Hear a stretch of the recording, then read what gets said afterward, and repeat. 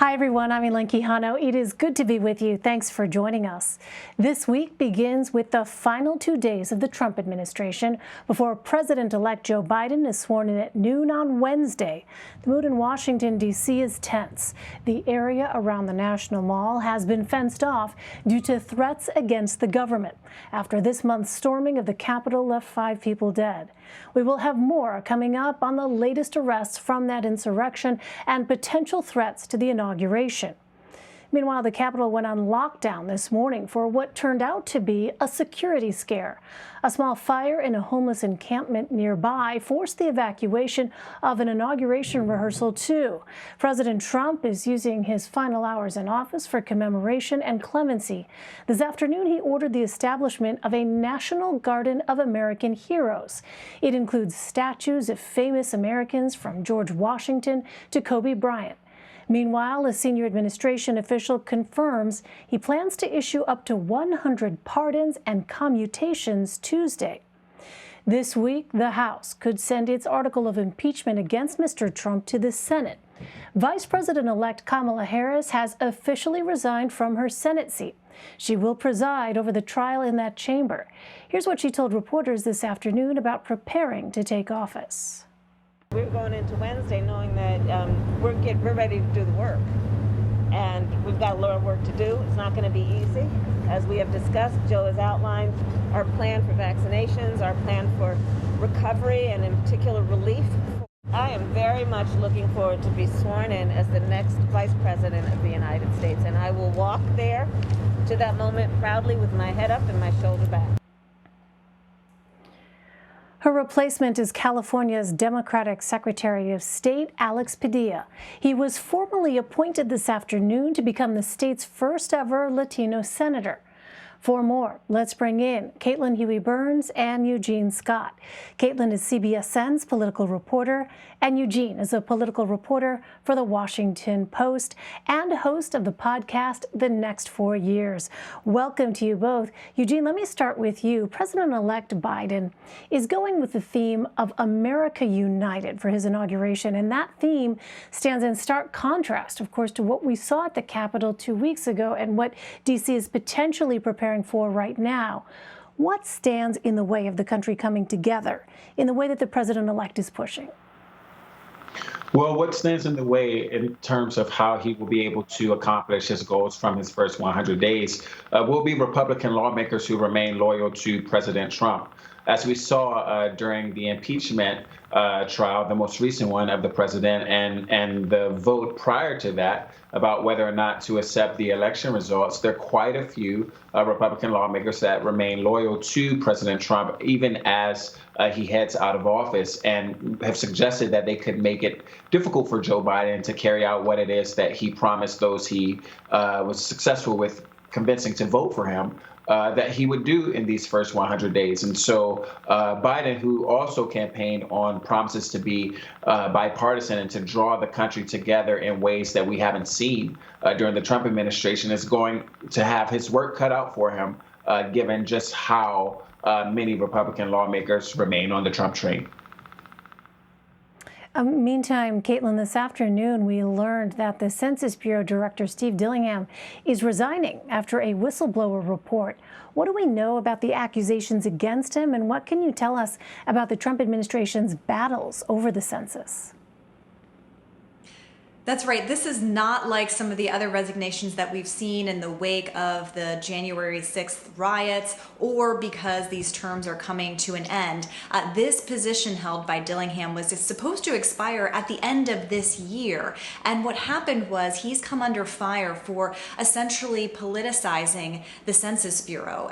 There was an Inspector General report that came out under the Commerce Department that included a lot of input from whistleblowers who said that Dillingham was trying to rush reports that were counting undocumented immigrants. And these whistleblowers said that they were very concerned about rushing these reports because they were concerned about what it would mean for the accuracy of the data. They were also concerned that this data could be misconstrued or be used for political purposes or be biased in some way.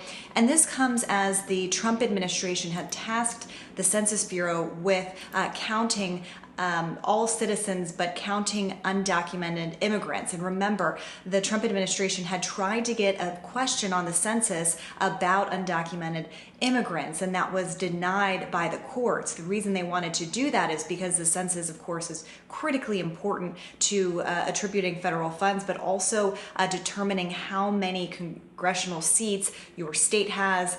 And so typically, the census counts everybody. It does not discriminate against those who are not citizens. And the Trump administration had tried to find ways around that. And so that's kind of the backdrop here. And what Dillingham was allegedly trying to do was to rush those reports to comply with the executive orders coming from the Trump administration.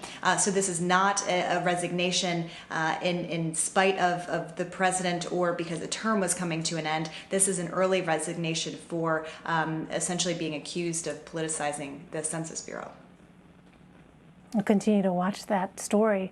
Let's bring into the conversation CBS News Chief White House correspondent Nancy Cordes joining us from Capitol Hill. So Nancy, let's talk about the changes the incoming administration plans to enact once they take over Wednesday at noon. What do we know so far? We know that they've got an ambitious slate of executive orders that President-elect Biden plans to sign on that very first day, Elaine, starting with a new mask mandate, encouraging Americans to wear masks for the next 100 days at least. He also wants to rejoin the Paris Climate Accords.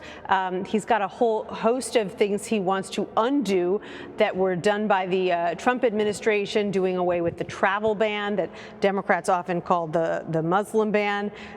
He wants to extend nationwide restrictions on home evictions and foreclosures. So they want to come right out of the gate, making a big splash in a number of different areas: the economy, racial injustice, and of course, health and safety and COVID-19. And then beyond that, they will try to go to Congress to see if they can get more of their agenda enacted. But they know that's going to take time.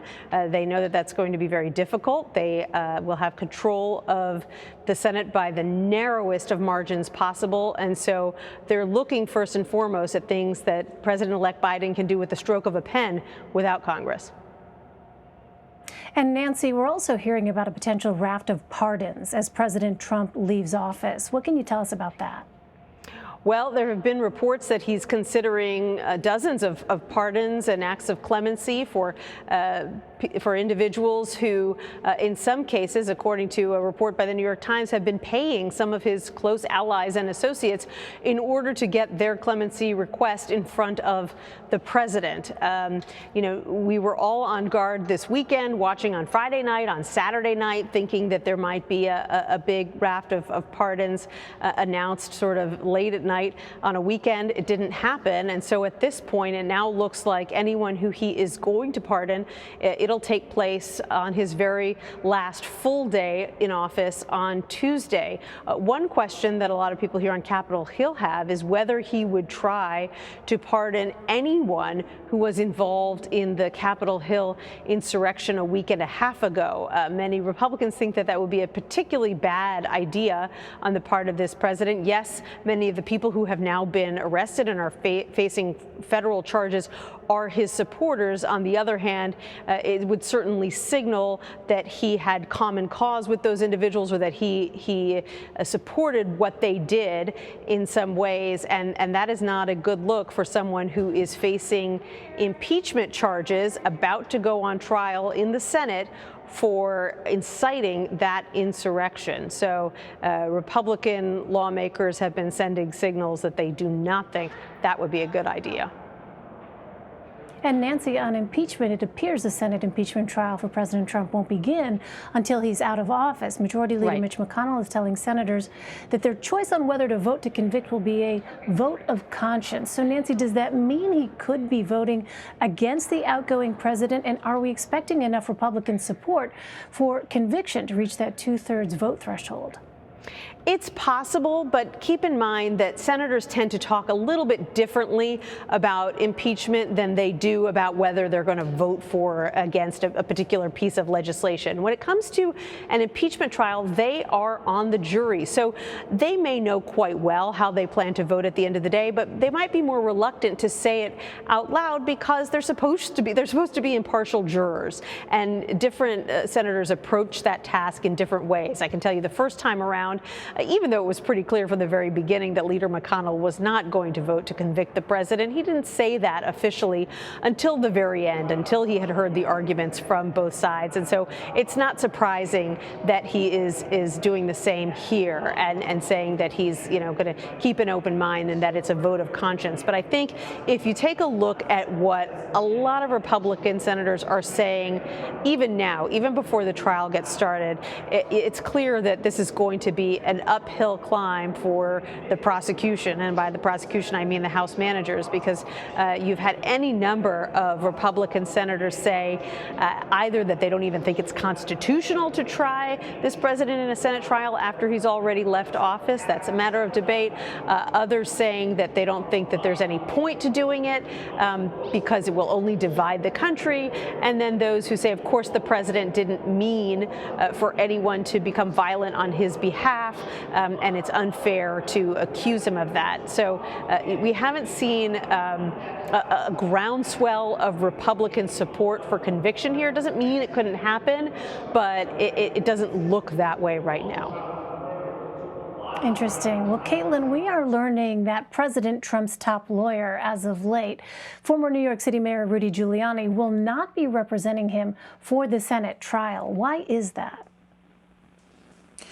Well, he said that he can't represent him at the trial because he himself, Rudy Giuliani, may be a witness in said trial because he was participating in that rally that was held right before those riots started. And at that rally, remember, he said those words, trial by combat. So you really can't make this up, where you have the president's longtime attorney and one of the few defenders of him these days can't represent him at the trial because he himself may be a witness.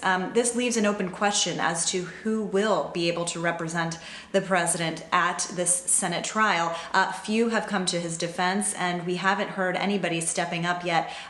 Even those who had served in the impeachment proceedings last year are not coming to bat for the president, and that's left some of his defenders on Capitol Hill, like Lindsey Graham, for example, pushing incoming Senate Majority Leader Schumer to drop or to cancel these impeachment proceedings. All right, Eugene, finally, I want to ask about your latest analysis of Oklahoma Republican Senator James Lankford's apology to his black constituents. So this is after supporting President Trump's attempt to overturn the 2020 election. You spoke to a black Oklahoma state lawmaker about Senator Lankford's letter. What did he make of it? I did. I spoke with George Young, who was the former chair of the Legislative Black Caucus in Oklahoma, and he called Senator James Lankford's letter disingenuous. He said he did not believe it because the reality is that despite Lankford saying that he had no idea that trying to overturn the election results was viewed by many Americans as trying to disenfranchise black voters, since many of the states being targeted had large numbers of black voters in the cities that swung the election towards Joe Biden. Young said he didn't believe Lankford because so much of the analysis that happened following the election made it very clear that this was a move from Trump to enfranchise people in Atlanta and in Milwaukee and in Philadelphia and many of these urban areas that voted disproportionately against Trump. Lankford is a 2024 hopeful, according to many people close to him, on a long list of Republicans who may win, should I say, may run for the Republican primary. And he knows that he will likely need to have support of voters of color if he's going to be successful. And being known as someone who almost voted to overturn the election, of that many voters of color chose to back Biden in would not bode well for him. You know, and Eugene, I thought it was striking too. Young called Lankford a, quote, nice man, but what he said to you after that was interesting as well. Can you just talk a little bit about that? Because as you note in your piece, Senator Lankford has cultivated a reputation for being engaged when it comes to issues of race. Indeed, most people were surprised to see Lankford join, the ranks of Ted Cruz and Josh Hawley and suggesting that this election was a fraud. Lankford is known for speaking out against police brutality. He's known for advocating for voting rights. He's generally known for being a nice man, especially in a party that is not known for reaching out to Black Americans. But Young said that Lankford was a nice man in the same way that many white men are nice men when it comes to racial issues and having blind spots. And that's something that Lankford himself admitted to, having a blind spot. There's just great frustration with him because so many Americans tried to make it very clear to him what this effort to overturn the election really was about. All right, we'll continue to watch it. Nancy Cordes, Caitlin Huey-Burns, and Eugene Scott, so great to have you all. Thank you.